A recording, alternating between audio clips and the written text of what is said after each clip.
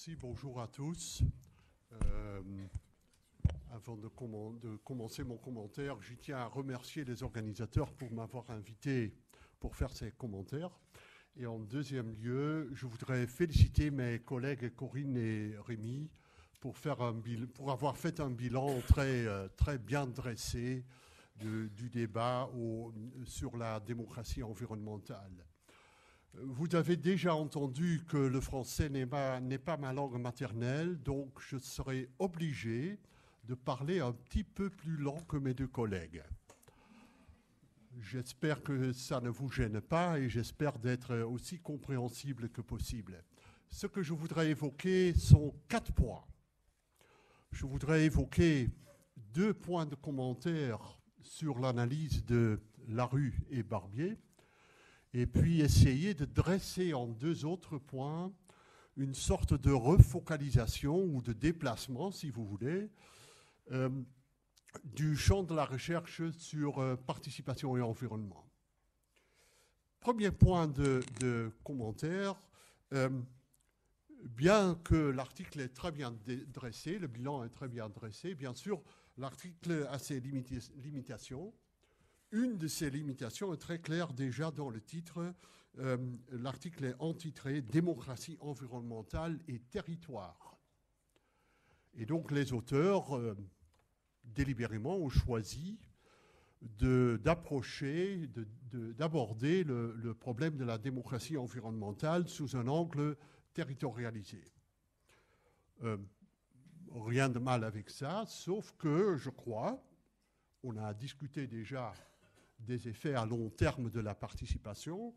Moi, je regarde la mondialisation du débat sur la participation et l'environnement comme un des résultats, peut-être un peu sous-estimés, des activités et des démarches des organisations écologistes. Non seulement leur apparition en termes, leur manifestation physique, mais surtout leur construction sociale, leur construction politique est devenue de plus en plus mondiale ou globale, comme vous voulez le dire. Même donc si les organisations écologistes et leurs partenaires ont largement profité d'une mobilisation territorialisée, à se défendre contre toutes sortes d'activités indésirables au niveau local, ce que l'on appelle en anglais les LULU, Locally Unwanted Land Use.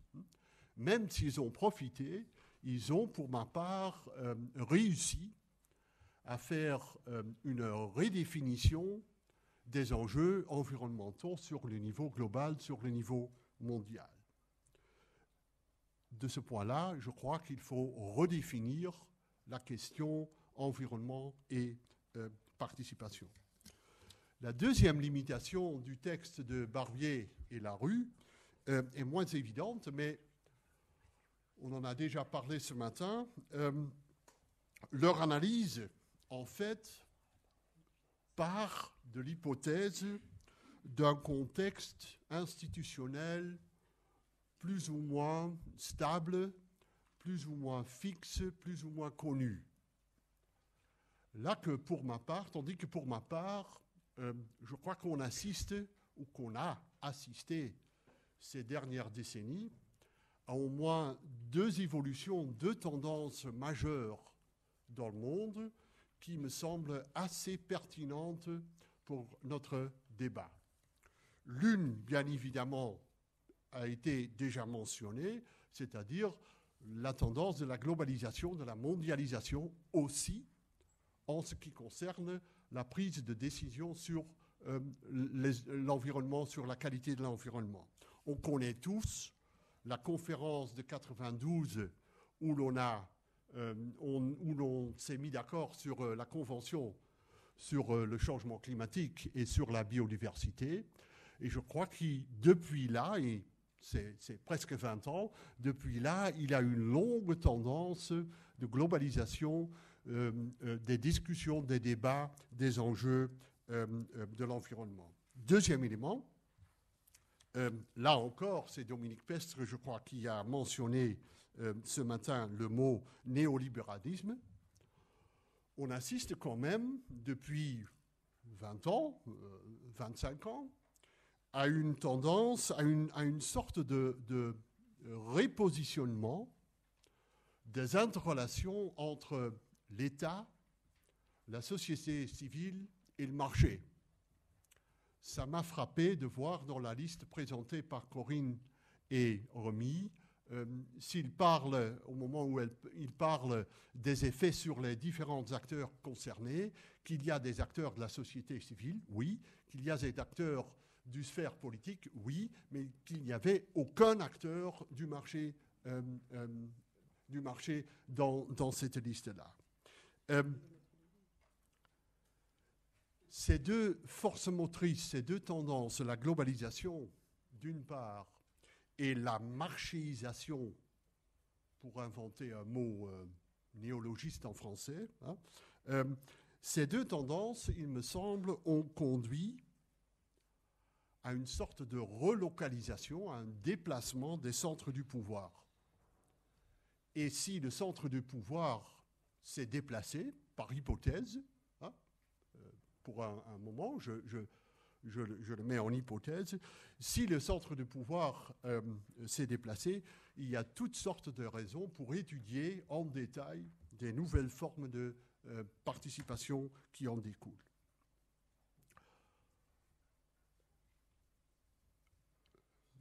Troisième élément, bien sûr, ça ne veut pas dire qu'il faut stopper la recherche des sciences sociales ou des sciences politiques sur la participation environnementale. Plutôt, je pense qu'il faut aller au-delà de ces deux limitations, c'est-à-dire de se limiter au débat sur l'environnement et la participation autour au niveau territorialisé, et deuxièmement, qu'il faut aller au-delà de penser un contexte politico-institutionnel plus ou moins stable. Je vous donne deux exemples. On assiste par exemple au niveau mondial à une série d'initiatives, roundtables, dialogues, des dialogues, des tables rondes sur l'huile de palme, sur les chaînes de commodités du coton, du café, du thé, etc., etc. Là, je crois qu'on assiste à des formes tout à fait nouvelles de participation dans lesquelles le mot participation a une connotation, a une association tout à fait différente. Et il nous reste bien des questions, les 8 questions évoquées par Jean-Michel Fourniot ce matin, les questions évoquées par Rémi et Corinne il y a 2 secondes. Ces questions restent, pour ce qui me concerne, absolument valides, mais on n'a pas, pour le moment, aucune réponse là-dessus. Sur la genèse de ces formes de participation, sur leur diversité, sur leurs effets, sur les acteurs mêmes et sur le contexte institutionnel, etc., etc.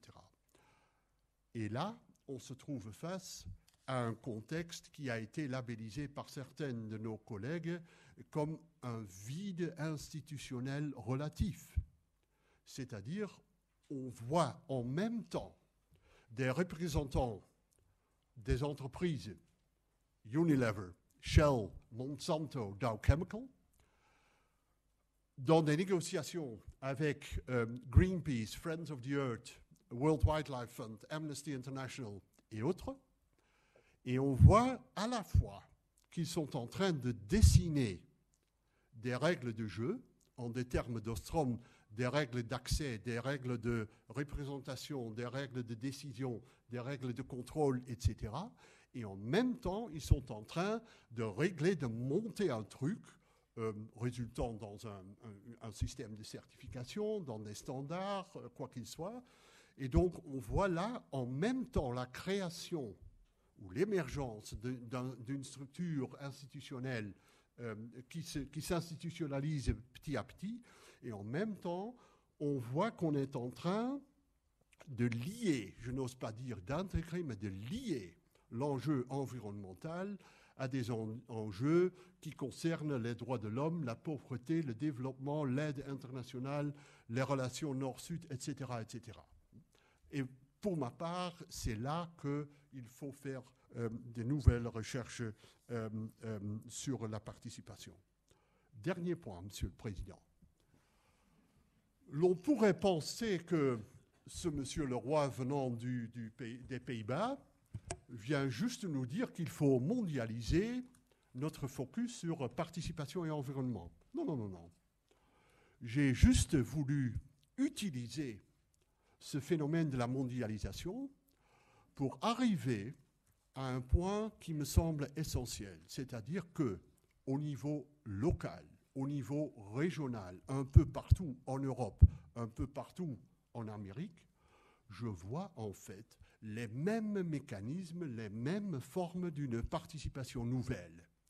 Parlons en France du tramway. Parlons en France des efforts pour promouvoir le solaire, l'éolien.